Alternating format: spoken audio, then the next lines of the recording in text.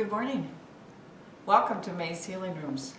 Today, where I am, it's snowy and cold. It snowed overnight, so it's beautiful outside. It's absolutely beautiful. We have snow covering everything. It's white. But I'm warm and I'm healthy. And I do not have the flu. We're in the flu season. So are you trying to figure out, how do I stay well? How do I not get the flu this year? Well, it's way more than getting a flu shot. There are so many things you can do and so many things you need to consider about what's been causing your body to be suppressed. If you've been feeling headachy and kind of foggy thinking and bloating and gassy and ache all over and depressed, all those things, one thing that does contribute to getting flu more often is if you have a yeast overgrowth in your body. What happens if you've had antibiotics, even way in the past when you were young, if you had antibiotics for urinary tract infections, if you had antibiotics for a complexion, for acne, all of those things shoot down your immune system. And what they do is they wipe out the good bacteria that's supposed to be in your intestines. Because that's what antibiotics do. They go in and they wipe out all kinds of bacteria, but they wipe out the good bacteria too. Which means then yeast can overgrow in your intestines. And when it overgrows in your intestines, that's an infection. And you start to feel sick. But nobody recognizes it. So then you get more antibiotics, just in case, and then it feeds the yeast to grow and to grow. And it really is very easy to take care of. Once you know it, you diagnose it. But what yeast does is suppress your immune system so that you're more vulnerable to getting flu, because your immune system is shut down. And of course, if you have yeast, you crave white bread. You'll eat bread every time you turn around. I used to do that. If it could fit on bread, I ate it that way, and I wanted to eat bread all the time. I was full of yeast. And you crave sweets. Of course, they feed it. They feed yeast. They cause it to grow and proliferate. If you are experiencing fungus, toenail, fingernails, that's a sure sign that you have it in your intestinal tract. For women, if you're having vaginal yeast all the time, that's a sure sign you've got it in your intestinal tract also, because that's where it's all coming from. Women are 7 times more likely to have a yeast overgrowth than men. So women really need to be aware of, oh wow, maybe all these symptoms are coming from a yeast overgrowth. So what we have to do is eradicate, eliminate, and repopulate. What that means is we have to eradicate the yeast from your intestines. And number one, we need to take things that will kill it, such as grapefruit seed extract is very, very powerful. And if you mix grapefruit seed extract, which you can get in all your health food stores, this is a small bottle, and it's very, this one costs about $12. And if you mix it, it's very strong. If you mix it with tea tree oil, and spread them on your toenails or your fingernails if you're experiencing fungal toenails and fingernails. Oh wow, this is potent. And it will eradicate it, but you have to be faithful about it. You have to do it at least 2 months. Daily, just spread it on your toenails. Easy to do and cheap, very cheap. This bottle I've had for several years, and there's a little dauber inside of it that helps you. I'll show you. Oh, this one doesn't. It's got a little dropper. So it's just a dropper. You put it on your finger and put it on your toenail, or drop it right on your toenail. That blend eradicates it on your toenails or fingernails. But you need the grapefruit seed extract, Pau d'Arco tea, caprylic acid, olive leaf. Those things can all be bought at your health food store, and take them faithfully.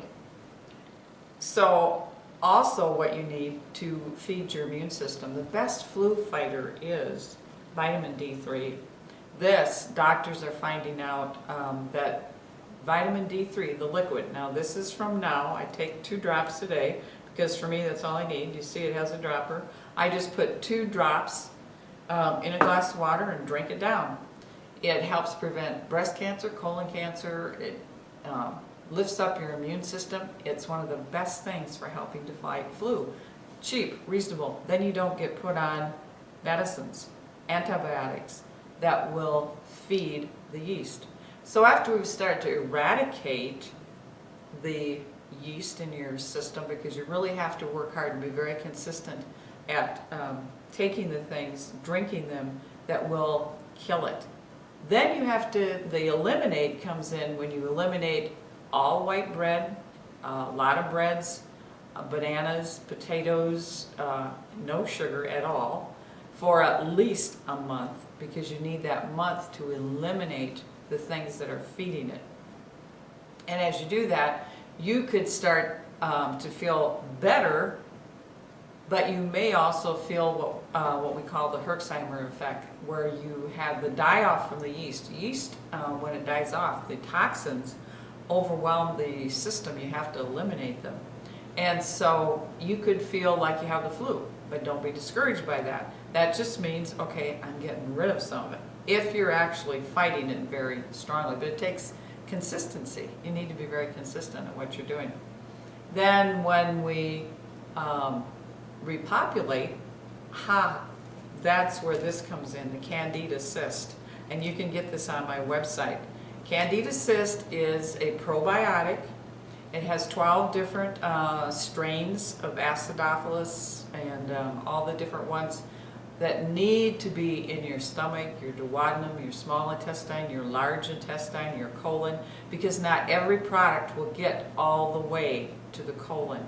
And this is the one that really started to turn my health around when I was so sick and couldn't eat anything. Nothing was working right for me.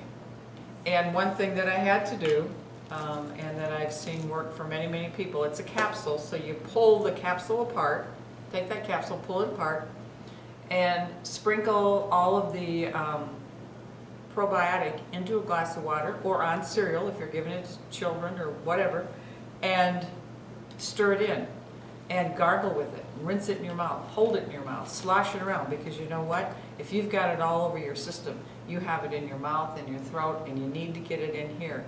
It helps to clear up infections in your mouth.